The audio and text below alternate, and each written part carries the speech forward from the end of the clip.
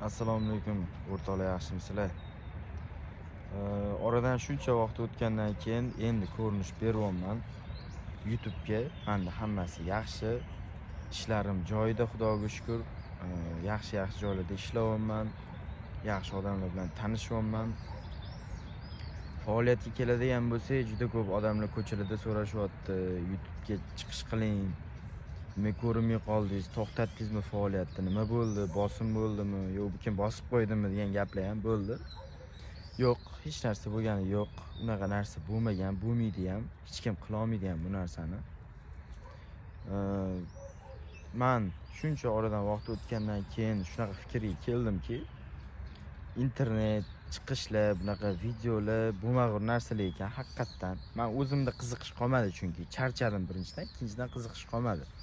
Men asosiy hayotimni 90%ni video kontentga qaratib qo'yganimni endi tushunib yetdim. To'g'ri, video olmayotganimda juda qiyinchiliklar bo'ldi. O'ylab yurdim, nimaga kontentimni to'xtatib qo'ydimman, qachon davom ettiraman degan savollar bo'ldi. Bu savollar rosa qiynadi meni.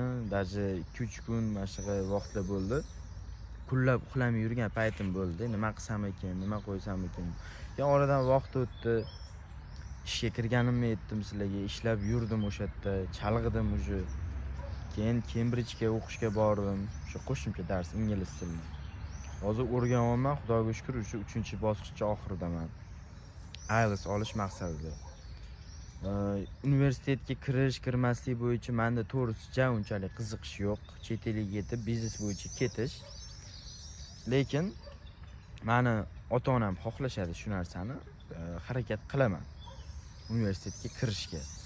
Lekin aytmoqchi bo'lgan narsam, sizlarga ham tavsiya bermayman. Qayerdagi videolarni olib, kimlarnidir ko'lab, hamma narsa niyatga bog'liq ekan. Men endi tushunib yetdim shu narsani. 18-19 ga to'lgan bo'lsam ham, meni paniyatgam endi o'z joyiga keldi. Menda to'g'risi qiziqish yo'q. Bu videoni olish maqsadim ham yo'q edi, lekin bitta ko'rinish berib qo'yib, keyin o'chirib tashlayman degan ma'noda qo'yyapman. Bundan oldingi videolarni ko'rgansizlar, o'chirib tashlamoqchiman. Agar ko'rmagan bo'lsangiz ko'rib olinglar. Iltimos, meni oldindagi aktivist o'z ukasi nomi bilan eslashinglarni xohlamayman. Sobirjonov Yunusbek ismim, familiyam. Endi men yo'nalish qiladigan bo'lsam, mana eng nima deydi, pik nuqtasiga keldik. Video qilib, kontent qiladigan bo'lsam, agar mabodo kontent sifatida qilmayman. Meni hobbilarimni qolganlarga o'xshab, men ham prosta boshqalar bilan bo'lishaman. Faqat shu. Ya'ni qaysi sohada? Counter Strike 2, ya'ni o'sha KS2 hozir ommalashgan kibersport, shu bo'yicha stream, o'yinlarni qo'yib borishim mumkin. Agar qiziq bo'lsa sizlarga. Qiziq bo'lmasa kommentariyada yozinglar. Qo'yish niyatim yo'q, o'zi umuman chiqish niyatim yo'q, lekin qo'yganlarga o'xshab baribir kanalim boshqa narsam bo'lsa qo'yib turaman, rasm, video bu narsalarni. Xullas, aytmoqchi bo'lgan narsam shulardan iborat edi. Menda hammasi yaxshi. Kanaldan adpisga qilsanglar qo'yinglar. Lekin men boshqa yo'nalish tanladim. Ustozim deb bilgan, ya'ni o'sha FIDAP rahbari Umid akamning orqalaridan ketish meni maqsadim shu. To'g'ri yo'l har tomonlama, din tomonlama ham, mehnat tomonlama ham, hurmat, e'tibor tomonidan har tomonlama o'sha tomondan ketishni men afzal ko'rdim.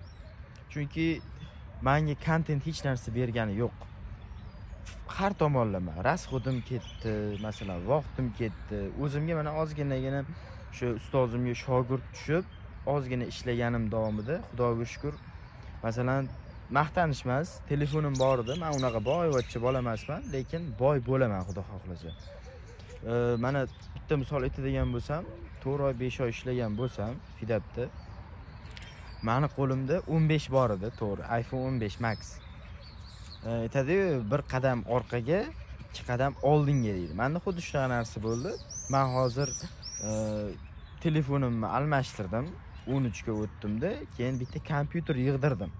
Lekin to'g'ri hozir 2 qadam oldinga deb ayta olmayman, sababi 1,5 qadam oldinga ekan. Kompyuterim monitori yo'q. Xudo xohlasa, unga ham erishamiz, streamlarni ko'rasizlar.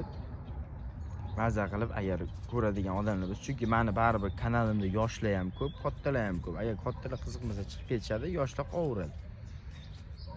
Agar yo'q, hech narsa kerak emas, video shart emas desanglar, menga farqi, men o'z qilish niyatim yo'q. Shunchaki rasm, videolar qo'yib turishim mumkin. Storieslarga asosan Instagramda. Bu ham meni o'zim olganlarim uchun rasmlar, shunga o'xshash narsalar. Aytmoqchi bo'lgan narsam, qolganlarga maslahat bermayman. Bu yo'ldan ketmanglar, yaxshi yo'l emas. Mazza qilib, halol mehnat qilib, baribir adolat shunda deb bildim men. Cho'tki harakat qilib odam yursa, ko'tarilish sezilarli darajada bo'ladi. Video kontentni qilmaslik kerak, qilish kerak emas degan ma'noda gapirmayman. Hamma narsaga pul uchun kirish kerak emas-da. Men o'zimdan kelib chiqib aytayapman. Xudoga shukr, men shu sohaga pul uchun kirmagandim. Xudo meni omadimni berib, meni yo'limga, mana shunaqa ustoz sifatida menga shunaqa odamlarni yo'liqtirdi-da, Xudo. Hozir ishlarim yaxshi, Xudoga shukr. Yaxshi ketyapti hammasi. Plan bo'yicha ketyapti hammasi. Sekin-sekin bo'lsa ham plan bo'yicha. To'g'ri aytishgan ekan, juda qiyinchiliksiz rohat bo'lmaydi degan gap 100% to'g'ri ekan. Men hayotimda bu narsalarni qiyinchilik deb bilmayman, lekin kontentim davomida qiyinchilik bo'ldi. Harakat qilinsa, niyat to'g'ri bo'lsa, agar niyat faqat pul uchun bo'lmasdan, xalq uchun yoki kimdir uchun, oila uchun bo'lsa, Xudo omadini beradi deb o'ylayman. To'g'ri, omad hammaga beriladi. Aytmoqchiman, muvaffaqiyatga erishadi deb o'ylayman, shu tomonlama. O'shaning uchun to'g'ri yo'lda bo'lsa, bosish kerak. Faqat bo'ldi. Men Xudoga shukr qilaman. Mana shunaqa narsalar bo'lganiga, men xursandchiligimni sizlar bilan bo'lishmoqchi bo'lganim uchun shu videoni qildim. Nima ham deyman? Bor gap shu. Qolgan videolarni o'chirib tashlayman men. Kanalimda qolganlar qoldi, chiqib ketganlar chiqib ketdi, ani bor. Men bilan qoladiganlar bormi deydi. Soat 6 mi shunaqa bo'ldi. Shu ertalabdan videoni qo'yaman, bo'ldi. Bu endi prosta ilhom kelgandan qo'yaman bu videoni. Oldim. Xudoga shukr qilib, ham ustozlarimga rahmat etmoqchi bo'lib shu videoni qo'yaman. Men u yo'lda emasman. Menga telefonlar bo'lyapti. Bu yoqqa kelib so'ragani yo'q, qilmanglar, iltimos sizlardan. Nomerimni ham olib tashlayman. Bu sohada qilmanglar. Telefon qilsanglar, olib tashlamayman turibdi. Qilsanglar, boshqa sohalarda, bir yaxshi sohalarda qilinglar. Masalan, ehson qiladigan joylarda borib yordam bering. O'zim kontent sifatida qilgim kelmaydi bu narsani. Xullas, meni kuzatganlarga hammaga rahmat. Kuzatishni davom etsanglar, davom etinglar. Kuninglar yaxshi o'tsin.